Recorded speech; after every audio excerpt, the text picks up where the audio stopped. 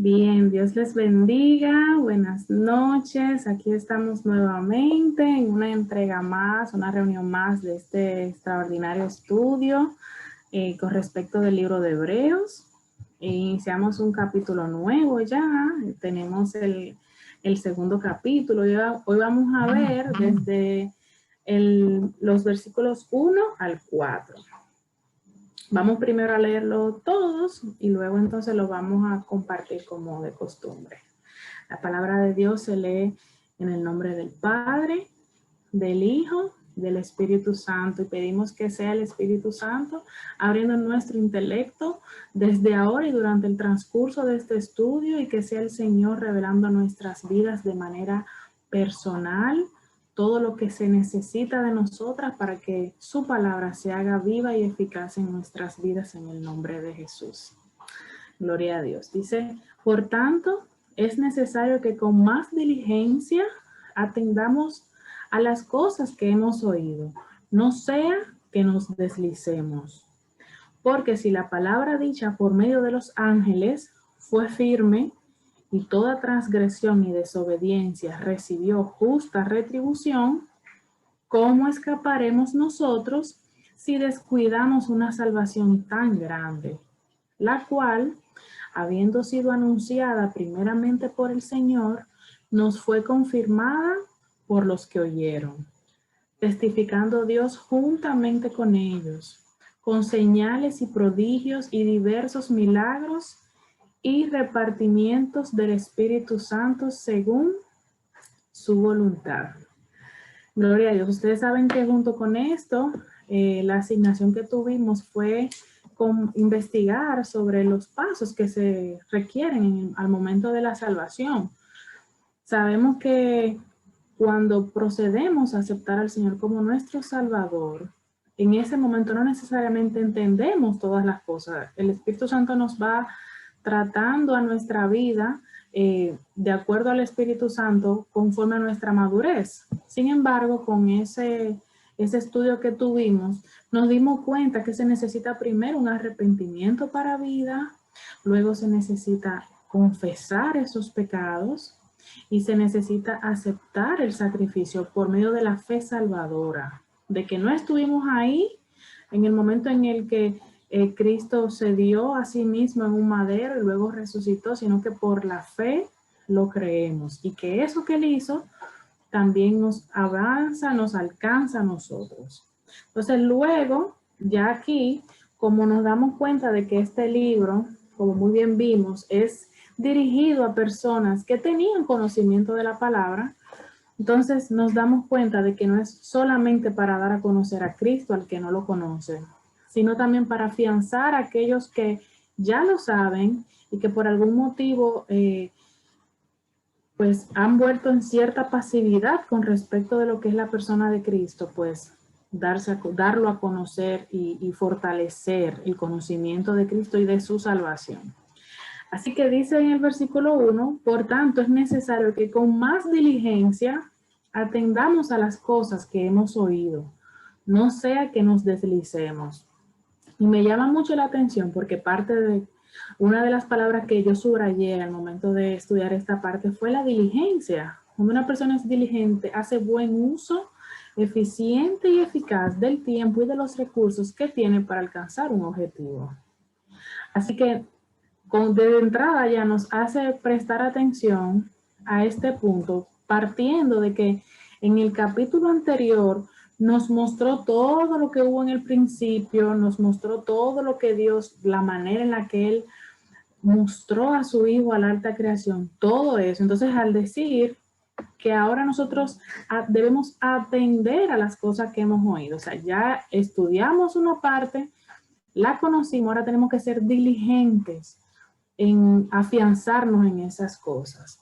Vimos la verdad bíblica de la superioridad de Jesús sobre los ángeles. Ya sabemos que Jesús está por encima de todo lo creado y es por medio del cual todas las cosas han sido hechas.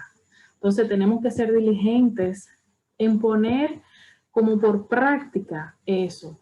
Y de cuando quieran involucrarnos con alguna otra deidad, con alguna otra cosa o persona que pretenda ser superior a Jesús, ya nosotras, de acuerdo a lo que hemos oído, nos damos cuenta de que en ningún otro hay salvación y sobre ningún otro se ejerce el señorío perfecto, si no es como Jesús. Entonces, ahora nosotros debemos considerar todo lo que hemos aprendido y aplicarlo a nuestras vidas y que eso se transforme en nosotros por medio del Espíritu Santo, y entonces eso es lo que va a cambiar nuestra manera de comportarnos, nuestra manera de actuar y de hecho nuestra manera de defender la fe. Así que, ¿qué debemos hacer? Con más diligencia debemos atender ahora todas las palabras que describen a Jesús. Y yo le decía a una persona que por eso es que lo primero que debemos leer son los evangelios para conocer al Cristo que servimos. Y es fácil pensar que posiblemente esta exhortación de ser diligentes iría dirigida a los que no son creyentes. Sin embargo, en este punto en específico son para cristianos que ya están maduros y que estamos siendo retadas a que atendamos todo lo que hemos aprendido de Jesús hasta ahora, que lo atendamos con diligencia y con atención. Al parecer, el escritor entendía que iban a llegar unos tiempos difíciles en los que la figura de Cristo, o sea, la persona de Cristo, iba a ser tergiversada, iba a ser menospreciada, iba a intentar ser socavada, sustituida por otra cosa o por otra persona. Y entonces él le llama a estos creyentes que ya conocían de él a que mantengan siempre el conocimiento de Cristo que está en la palabra. Así que no podemos volvernos insensibles ni a la gloria del mensaje de Jesús, ni podemos pretender que, por ejemplo, Jesús, no, que Jesús es uno más, de ninguna manera. Nosotros tenemos que procurar en todo momento darle a Cristo el lugar de eminencia y de autoridad que Él tiene. Así que no es solo escuchar atentamente algo que alguien nos quiera enseñar, no es solo, por ejemplo, tomando desde el punto de vista de este estudio, no es solo venir aquí y completar nuestra tarea y aprender nuevos conocimientos, sino también poner por obra lo que hemos escuchado y atender con diligencia cuando algo o alguien quiera venir a decirnos otra cosa diferente a lo que la palabra establece. Porque entonces si nosotros no atendemos con esa diligencia, lo siguiente que dice el texto es que vamos a deslizarnos. Y cuando algo se desliza, es cuando algo rueda del lugar en el que estaba colocado y cae. Entonces, algo que puede pasar automáticamente si no nos anclamos, en este caso a Cristo, a su persona, a su salvación, a su sacrificio. Vienen entonces las corrientes del mundo, vienen las obras de la carne, viene el enemigo y entonces procura en nosotros ese deslizar. Con esto no estoy diciendo que en un momento no nos sintamos con un poco de desesperanza por algo, ya sea del mundo en general o algo particular de la persona, pero por encima de cualquier tristeza o de cualquier prueba que un creyente puede estar viviendo en un momento determinado, su conocimiento de Jesús y el que conoce a Jesús es como temporal lo que pueda vivir. No es una cosa que permita que él se deslice de la gracia de Dios.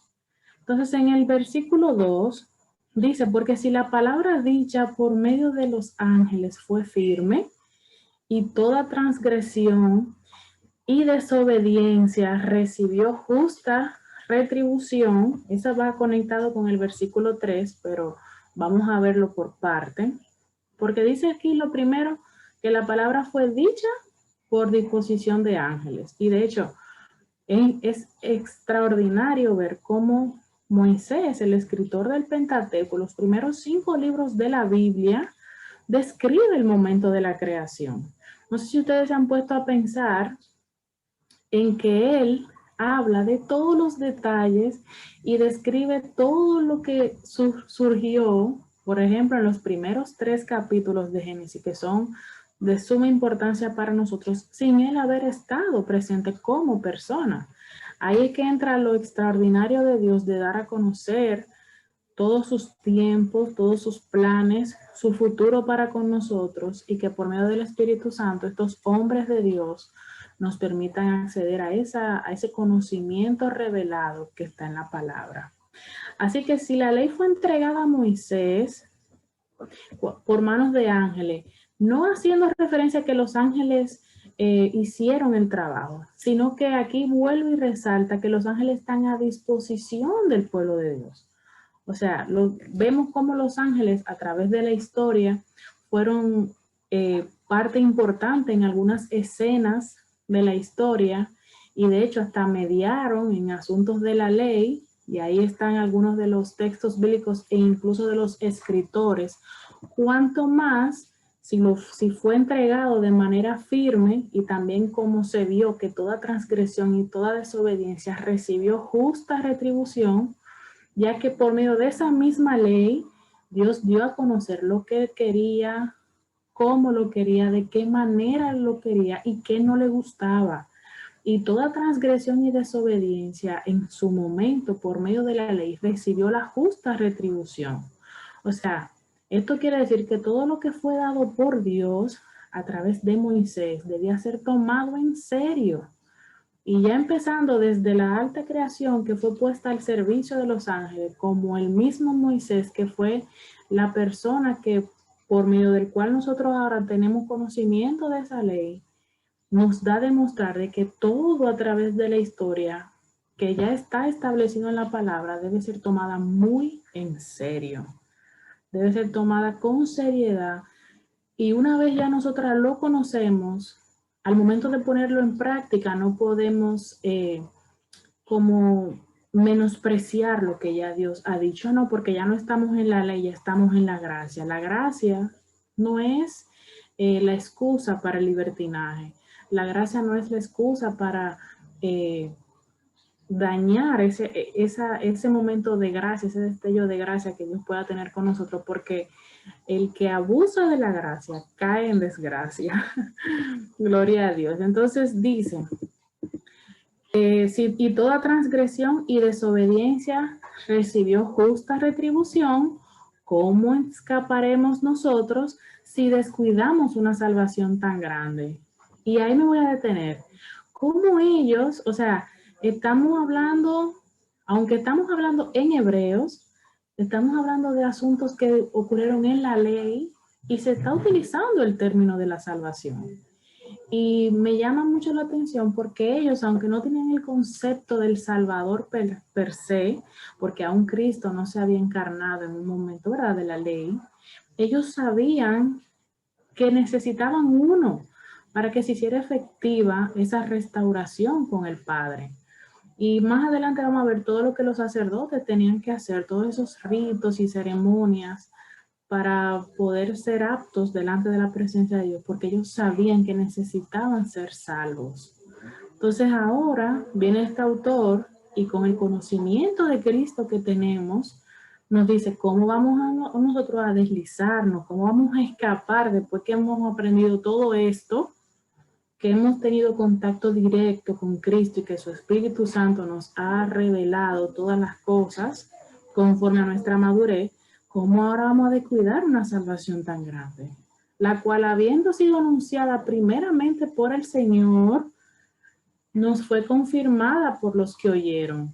Y aquí esto es muy interesante porque si bien nosotros tenemos las enseñanzas de Cristo en la palabra, hay personas que vinieron a ser los testigos de Él, que han escrito acerca de Él, que es lo que nosotros ahora incluso leemos, para que no quede ninguna duda de que realmente Jesús vino a la tierra, se hizo como uno de nosotros y su sacrificio fue perfecto. O sea, de hecho la historia se divide en antes de Cristo y después de Cristo. Es que el acontecimiento fue extraordinario.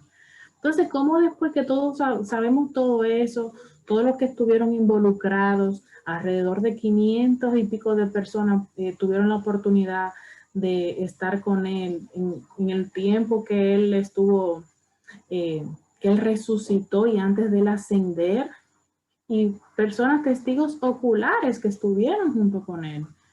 ¿Cómo nosotros, sabiendo que ha sido real todo lo que se ha dicho de Cristo, cómo vamos entonces ahora a cualquierizar esta historia, a cualquierizar esta persona como uno más de algún libro de historia que nosotros leemos? No es posible.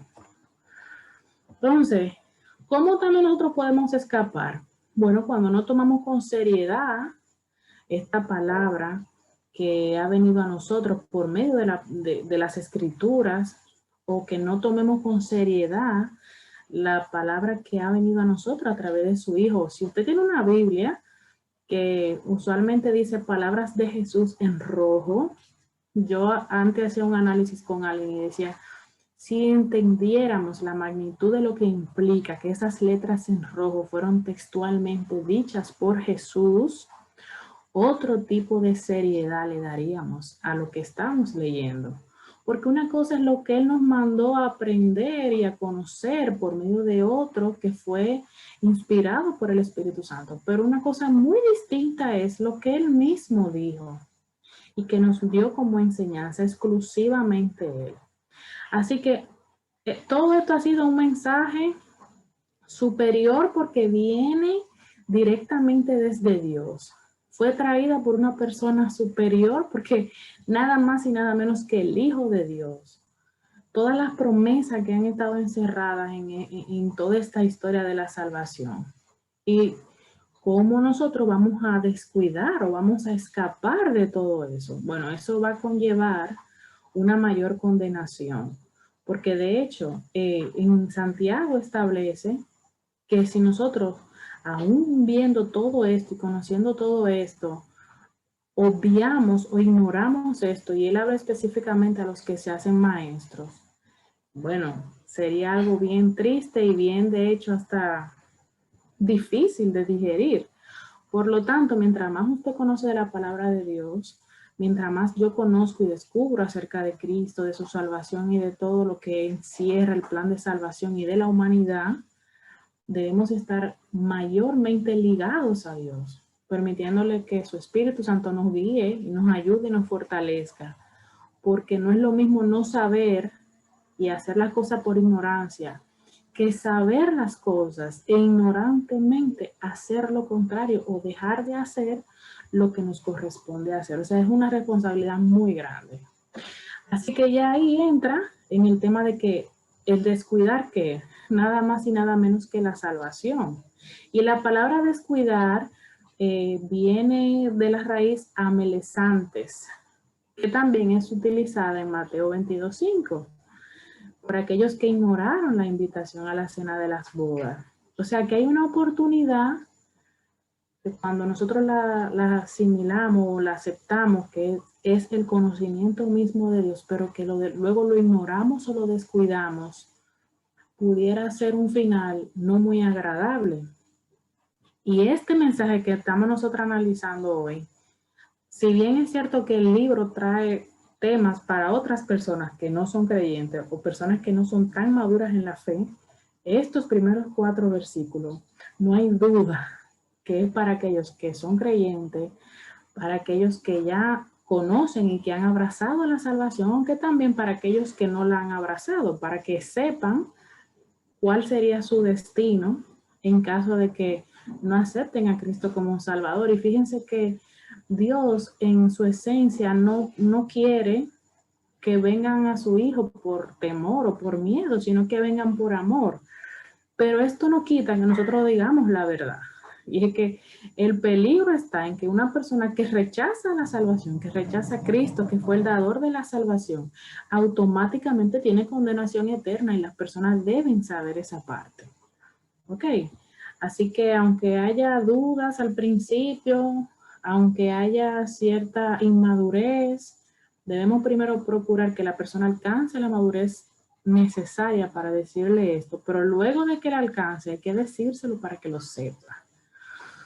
Y Hebreos también ha sido, pues, dentro de sus características, que sirve como estímulo y advertencia para los cristianos que en algún momento o están desalentados o han pasado por alguna situación o aquellos que incluso han descuidado su caminar con respecto de Cristo, que se han apartado de los caminos.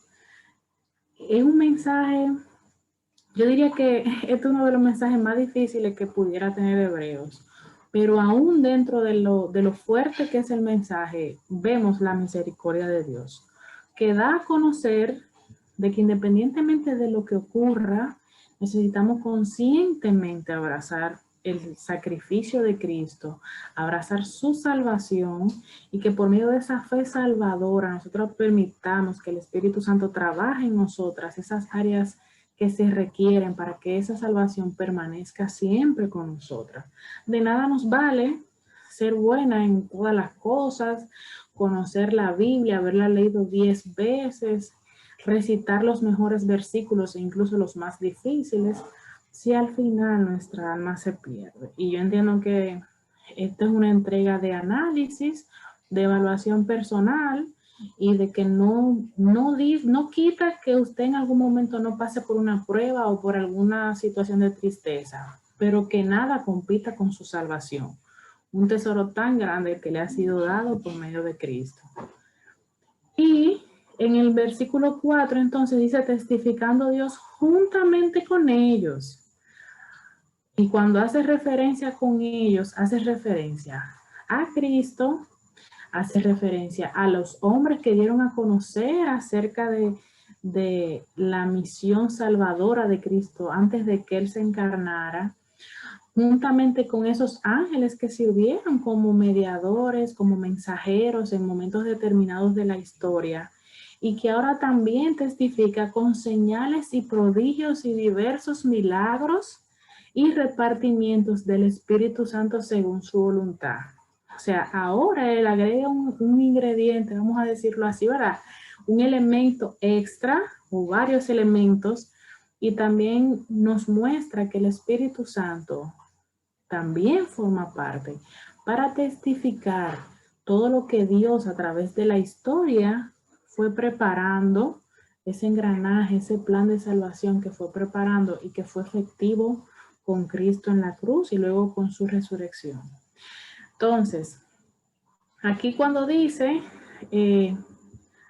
cuando él dice que ha sido confirmado a los que oyeron, bueno, está esa primera generación de cristianos que muy bien conocemos, que luego de que Cristo ascendió, pues incluso hasta fueron perseguidos.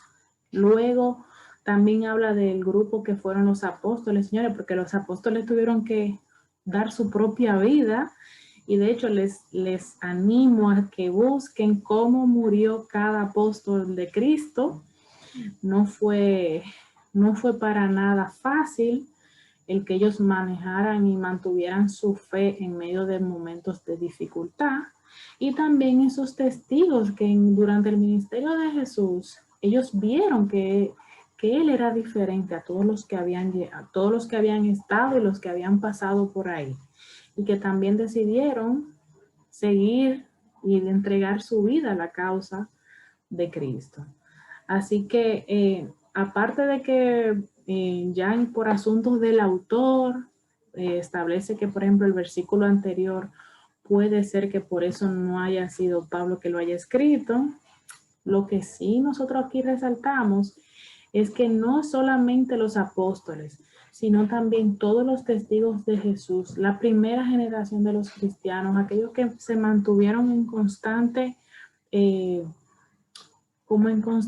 cuidado de su salvación, es lo que nos muestra que nosotros aún ahora, 2020 años después, necesitamos tener el mismo fervor al abrazar nuestra salvación y a evitar que nos deslicemos. Así que Dios, por medio de su Espíritu Santo, nos va a dar señales, nos va a dar prodigios, nos va a dar milagros, va a repartir el Espíritu Santo como Él entienda. Por ahí, por ejemplo, operan los dones del Espíritu Santo. Y así como dice en Marcos 16, 17, que estas señales van a seguir a los que creen, lo que nos quiere decir en base es que cuando decidimos entregar nuestra vida a Cristo, y no solamente abrazar su salvación, sino también aceptar en obediencia su señorío, automáticamente pasamos a formar parte de extender el evangelio a los demás. Y eso va a implicar que sus milagros, que sus señales se vean reflejados por medio del Espíritu Santo. Ya puede ser en nosotros, puede ser a través de nosotros o puede ser por medio de nosotros. Así que la pregunta final dice, ¿está el predicador dando algo que Dios tenga que confirmar?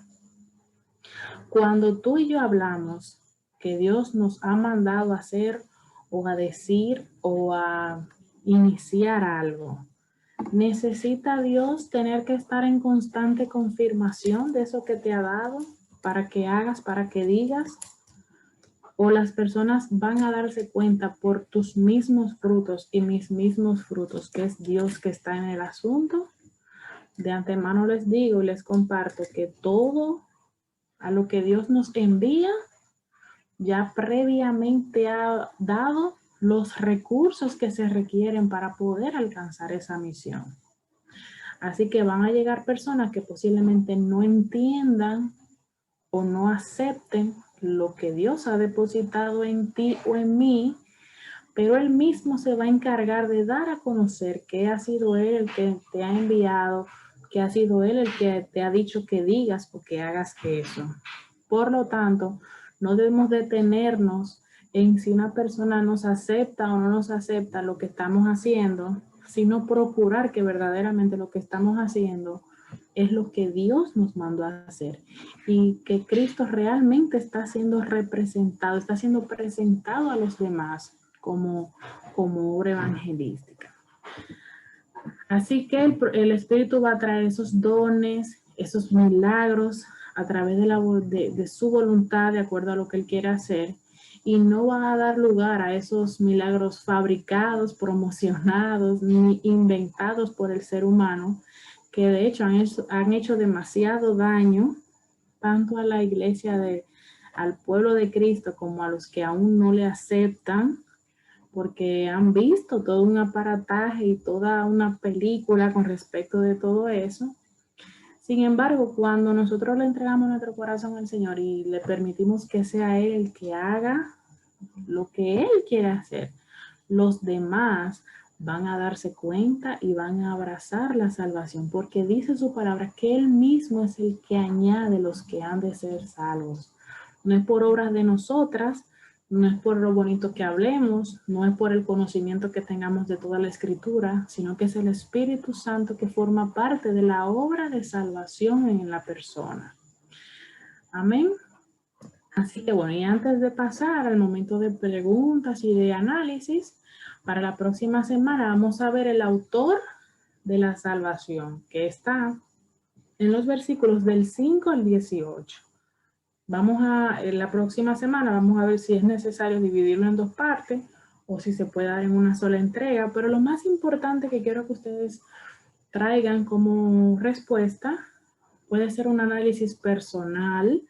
No tienen que buscarlo, aunque si quieren buscar cosas, documentos para apoyar su respuesta, pueden hacerlo. Pero es, ¿por qué tenía que ser Jesús? ¿Por qué no podía ser otro que hiciera la acción de salvación a la humanidad? ¿Por qué tenía que ser Jesús? Y eso entonces lo vamos a ver la próxima semana. Así que, hasta aquí. Gloria a Dios.